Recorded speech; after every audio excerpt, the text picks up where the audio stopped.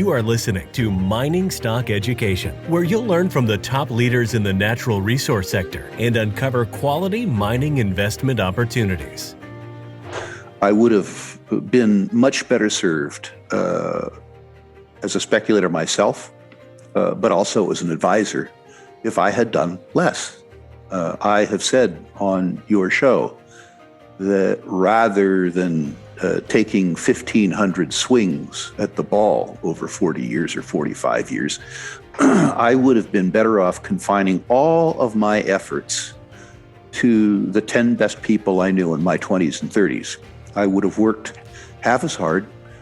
I would have made more than twice as much money, and I would have been burdened by 90% less human aggravation. I'm Bill Powers, and this is Mining Stock Education. Thank you for tuning in again. Well, joining me today is Rick Rule, formerly of Sprott U.S. Holdings, although he's still the largest shareholder and on the board, but he's now with Rule Investment Media. And I'm going to put a link in the show notes to Rick Rule's YouTube channel, so you can go check that out, where he'll be posting more frequently. Rick, thanks for joining me again today. I was thinking about how you're in this new season of life, and 2 years ago at PDAC, you told me in an interview that if you could do it all over again, you wouldn't have chose this specific career path. You would have went into environmental insurance and bonding in the natural resource sector. So that surprised me. But my question to you now, as you reflect back on your career regarding free time, many of my listeners invest in mining stocks to generate wealth, to generate more free time, so that they don't have to live paycheck to paycheck or report to a boss. When you look back over your career, you obviously generated a lot of wealth, which could have resulted in free time, but you also invested a lot of your time back into your business. Looking back, would you have invested more in yourself and in free time like you're going to do now in this next season? The answer is personalized. For most people, had they enjoyed the success and frankly the luck that I enjoyed, would have been well advised to develop other aspects of their life. Frankly, I'm a bit of a freak, as is demonstrated by the fact that I'm interested in environmental bonding and remediation, such an arcane topic that nobody with a pulse ought to care. For myself, being a freak, my curiosity drives me. I'm a slave to my own curiosity. I'm a slave to my own ambition. And the probability that I could have diverted myself from these intellectual pastimes that are so amusing to me is nil. I would not have been able to do it. It's annual report season now. I'm retired, and I'm spending about 13 hours a day pulling through annual reports, which is to say right now, at this time of year in retirement, I'm working 30 or 40% longer hours than I worked many weeks when I was working. I'm not advocating this, by the way.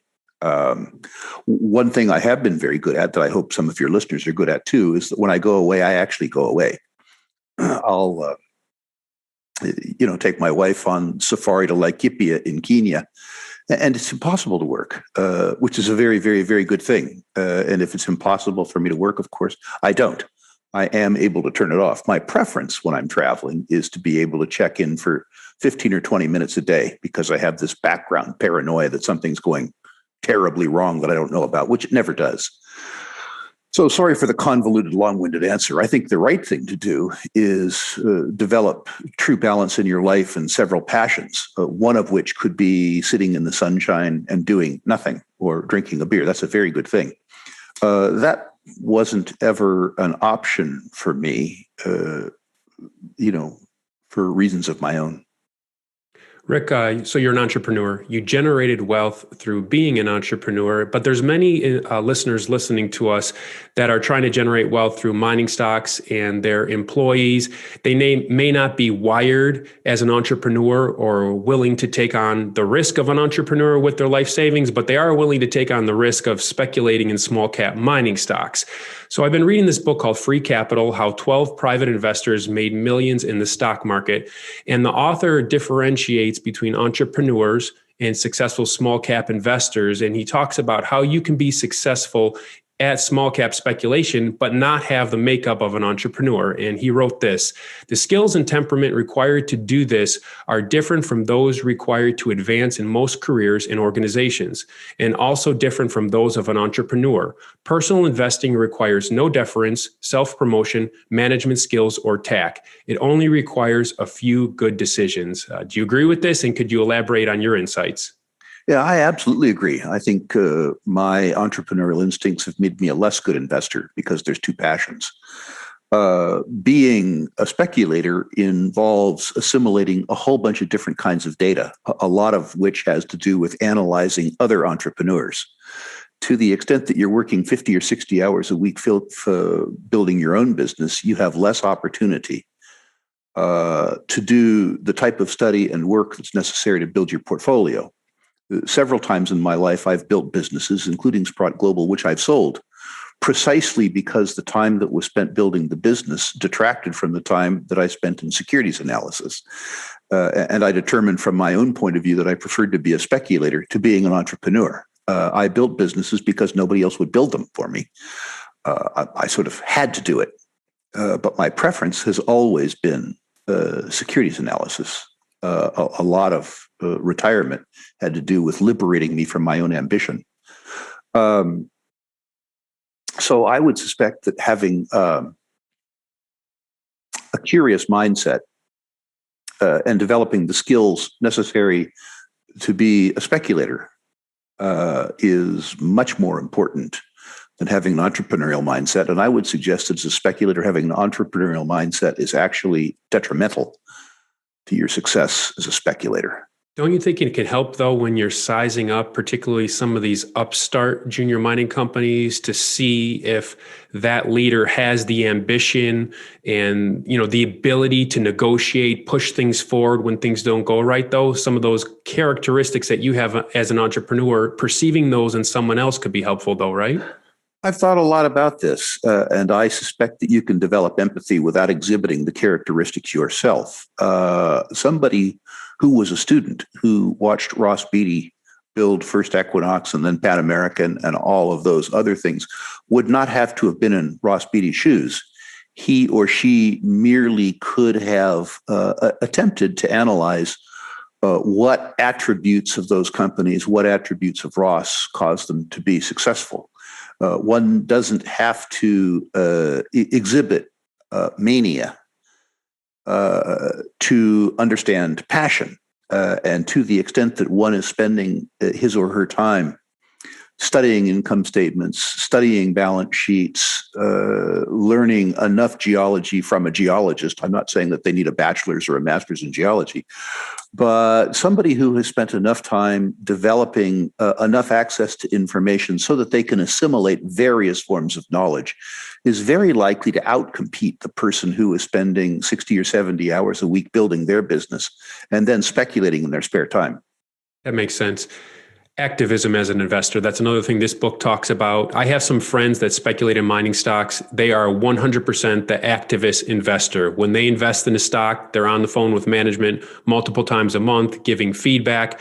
In your experience, for the retail investor, what is the role of activism, and when do you want to make sure that you are giving feedback to these CEOs? But most retail investors would be well inclined to be very dispassionate, because most officers and directors, despite their assertions to the contrary, couldn't care less what you think. Sometimes, if I own 9% of the company, they have to care what I think, but they don't care what I think particularly because they value my judgment. They care what I think because I can cause them to be thanked and excused, and I can make them pursue other employment opportunities. Mostly the right thing to do when something appears to be going wrong is to hit the sell button. Be an activist with your own portfolio and forget about doing the right thing in the market. Most of us simply don't have the leverage to do the right thing.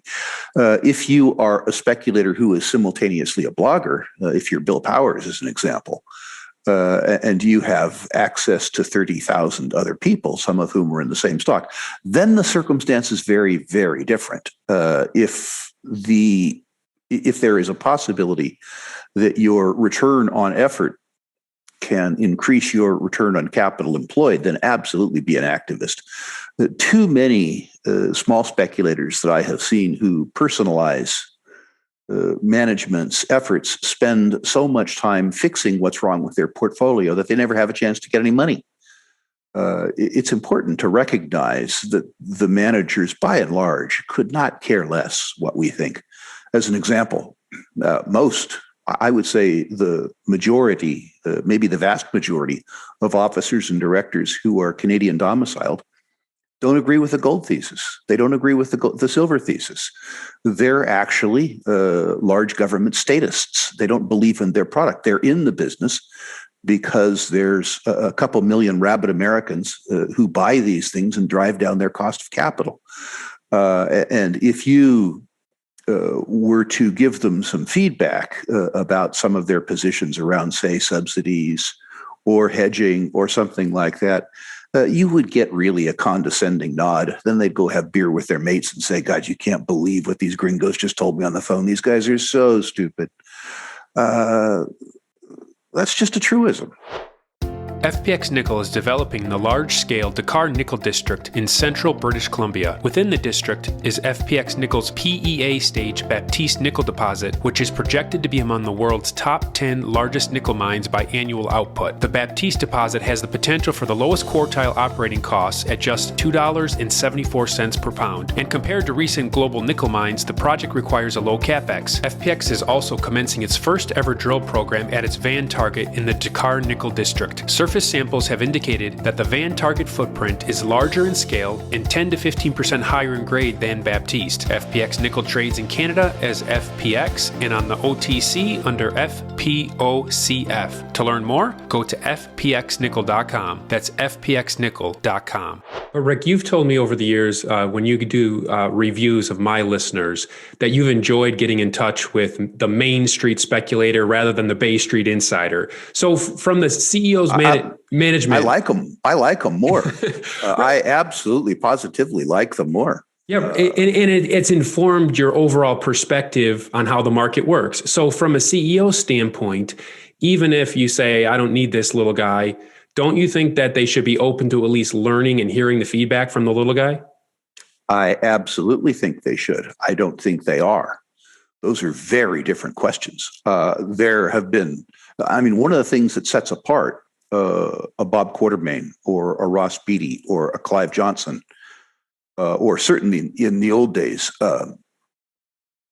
Hunter and Dickinson, was their absolutely slavish focus on their owners, understanding their owners' perspective.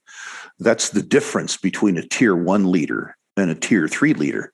The population of leaders, however, is concentrated in tier 3, which is to say that probably 85% of the managers of juniors are drawn from the ranks of the lame, the halt, and the blind, not caring at all about the preferences of their customers, except to the extent that they can influence their customers' preference, rather than having their stewardship of the customer's assets shaped by the perception of the customer. I would suggest that that's the principal thing wrong with the junior mining industry. The managers look at the owners as unsecured creditors, not partners. Yeah. You've taught me that issuer capitulation is a sign of a commodity bottom. And you like to get a good financing deal with a 5-year full warrant at the bottom. So that's something you taught me years ago to look for. And when you see a lot of these juniors make that move off the bottom, so for example, the copper juniors performed phenomenally in February. Because you're so early in a lot of these deals, were you a seller or are you still holding on? Can you talk about how you played that move? I hang on to things that appear to have the ability to be tier 1 very slavishly. Now, if I have the opportunity to sell enough that I can sell a small proportion of my holdings and get the rest for free, Ivanhoe as an example. If I'm a very large holder of Ivanhoe at 63 cents, somewhere around $4, I owe it to my estate to sell enough at $4 so I have the rest of my 63-cent stock for free. I'm in Congo, after all. But the idea that somebody's going to shake me out of a free position in a tier 1 deposit, a trilogy, an Ivanhoe, not going to happen. These things, when you get that wonderful trifecta of a great deposit, a bad market, and a great leader, change your life. I look back to things like Pan American Silver. If my memory serves me correctly, we did the first financing there at 50 cents with a full warrant. 6 years later, the stock was at $65. Did I sell some stock on the way up? Absolutely. Did I keep a bunch? Absolutely. So if I have that trifecta, if I have a good position, well bought, in what becomes a tier one asset with a tier one person, I sell enough to get the rest of my position for free. I call that the point of no concern, to differentiate it from losing money, which is the point of no return. In the second tier copper companies, the ones that threatened but didn't appear to me to be able to be a tier one deposit, I've sold. I'm gone. Copper gave me too much too fast. I expected $4 copper in 2024, 2025. I got it in 2021. So the market gave me everything I wanted. Every reason that I own some of these stocks came true, and the stocks performed too. You're silly, I think, to overstate your welcome when it becomes reasonably clear to you that the probability of a tier one deposit is gone. By the way, we should define for your listeners tier one. We are talking about a deposit that would be in the top 10 deposits worldwide in terms of in situ reserve and resource. We're talking about a deposit that would be in the best quartile worldwide in terms of return on capital employed, and in the best quartile worldwide in terms of cash operating costs. These are very rare beasts. You're talking in the gold business, as an example, about deposits that are in excess of 5 million recoverable ounces in situ that would generate returns on capital employed above 30%. And that would have AISCs, all-in sustaining costs, certainly below $900, probably below $800. So when I say tier one, these are extremely rare beasts, and these are ones that you hold through thick and thin after you've reached the point of no concern. Rick, when you see a stock that you expect the probability of going higher, in fact, much higher, is pretty great based on your experience and due diligence, and you mentioned Pan American, the success you had with a full warrant, do you bet bigger? Because one of the keys, in my opinion, to successful small cap speculation is betting bigger on high conviction plays. And you got to use that knowledge arbitrage that you talk about. When you've developed the knowledge, you can see something earlier than other people see it. If you bet big, that's how wealth generation occurs. You're exactly correct, Bill. And if I've done something wrong in my career, it's that I've done too much. I have been too aggressively trying to encourage the opportunity pool that I've enjoyed. I would have been much better served as a speculator myself, but also as an advisor, if I had done less. I have said on your show that rather than taking 1,500 swings at the ball over 40 years or 45 years, I would have been better off confining all of my efforts to the 10 best people I knew in my 20s and 30s. I would have worked half as hard. I would have made more than twice as much money, and I would have been burdened by 90% less human aggravation. Buffett famously describes investing as a baseball game with no called strikes.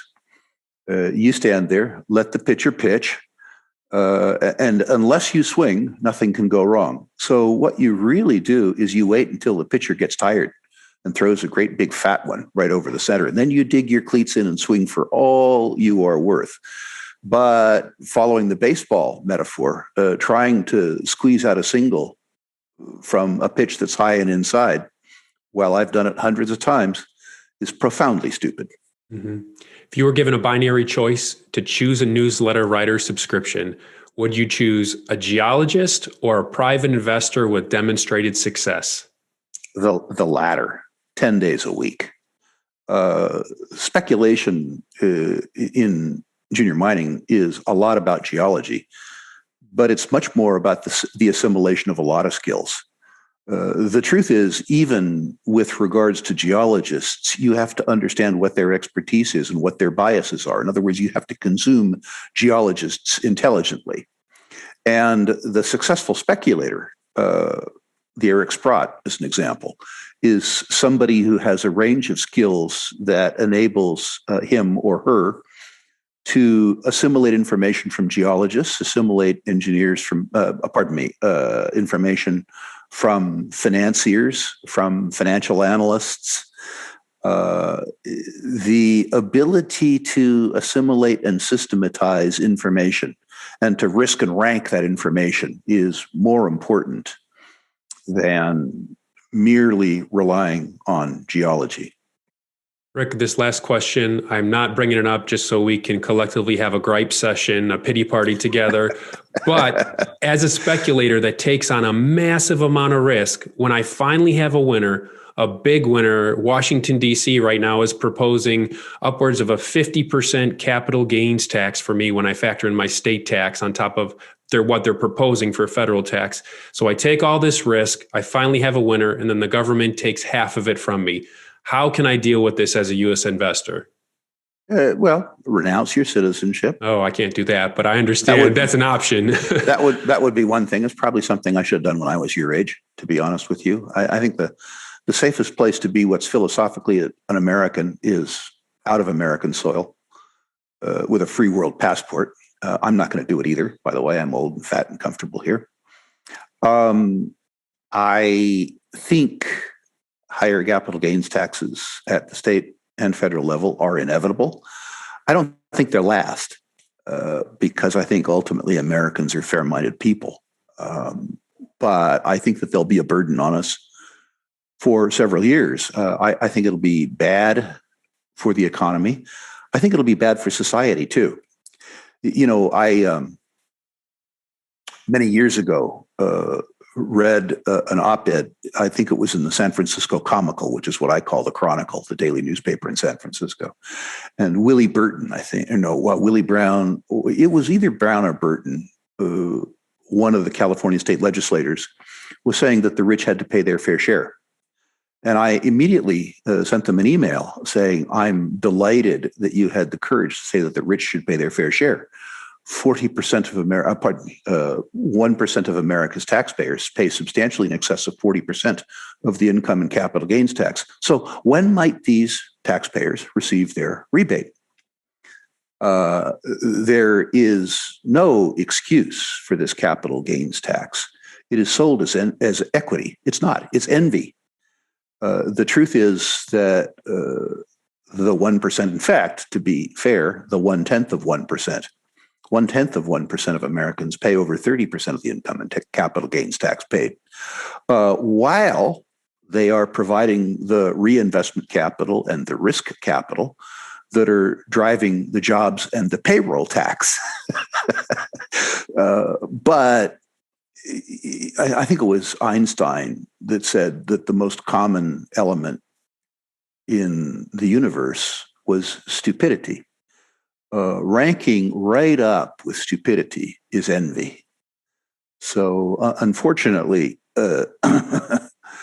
this worst of all viruses, which is to say politics and envy, are going to be with us for a substantial period of time. Rick, before you go, you've been so generous to come on my show frequently. I got to allow you to share what you're doing now. Rural Investment Media. I'm going to put a link to it in the show notes. What more should listeners know?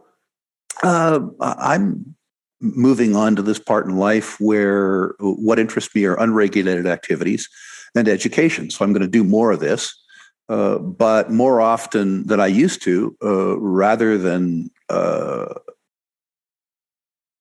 how would I say this? Responding passively to Bill Powers' questions, I'm going to ask myself questions that amuse me. And I'm going to turn the tables too. One of the things I'm really looking forward to doing is replicating the Living Legends panel at my conference, meaning that with I'll less colorful language since it's on YouTube? We'll see. Probably not. I'm going to interview people who've built billion-dollar companies and ask them what lessons they learned that made them better speculators. And what lessons that they can impart on other people. I also am going to do a feature called Other Voices, where I interview people through the blogosphere, if you will. And rather than them ask me questions, I'm going to ask them questions, which I'm looking forward to. Eventually, I'm going to find a way to make money at this, although I don't really need to. I just think that making money is an objective measure of your success. People are willing to pay you if you generate value. And after I figured out how to generate value, I'm going to measure that. So I'm going to find a way to monetize it, although right now I have no earthly idea what that's going to be. Not anyway, on I'm YouTube ads, right? It won't be via YouTube ads. No. And, I will do YouTube, but I'm going to develop a channel of my own that they can't kick me off. One of the things that happens with YouTube is if they don't like the message that you deliver, if the message from their point of view is somehow politically incorrect, which I'm almost certain mine will be, they have the ability to freeze you. And so, yes, I'm going to be active on YouTube because it's a very broad, very democratic in the right phrase of that word channel. But I'm going to develop something that's proprietary so that the only guy who can kick Rick Rule off is Rick Rule. Because I think the possibility of my getting kicked off a channel probably pretty high, which I have no interest in. In the interest of that, however, I'd like to reiterate the offer that I always do. The easiest way for me to meet people is to talk to them about something that they care about. And almost everybody I've ever met, certainly everybody I've ever met from your channel, cares a lot about their own wealth and their mining stocks. So any of your listeners who care about what I care about in terms of their mining stocks should feel free to go to a website, SprotUSA.com/rankings, and enter your natural resource stocks. Please, again, no technology stocks. Please, no pot stocks, no psilocybin stocks. I don't do those sort of things literally or figuratively. I'll rank your holdings 1 to 10, 1 being best, 10 being worst, and I'll comment on those stocks where I think my comments have some value. Feel free, by the way, to do one soon and then do one 4 weeks from now. The rankings are all going to change after annual report season, and I'm in the midst of annual report season. So the first rankings that you're going to get are stale. Feel free to come back for some non-stale rankings in 4 or 5 weeks after I've had a chance to digest this mountain of information that's in front of me. Once again, SprotUSA.com/rankings. Excellent. Well, you've been listening to the one and only Rick Rule. Rick, thanks for coming on the show. Really appreciate your insights. Always a pleasure. One thing I want to suggest to you is the next time we do it, what I really want to talk about is exploration. Okay. So let's keep that in mind. People are not focusing on exploration right now, and it's the way the market's moving. It's the thing that's going to work in 2022. People aren't focused on this at all, and I can see it just plain as day. And I'm just dying to get my teeth into that topic in front of your folks. All right, 30 days from now, I'm going to schedule as soon as we hang out. Great. Thank you.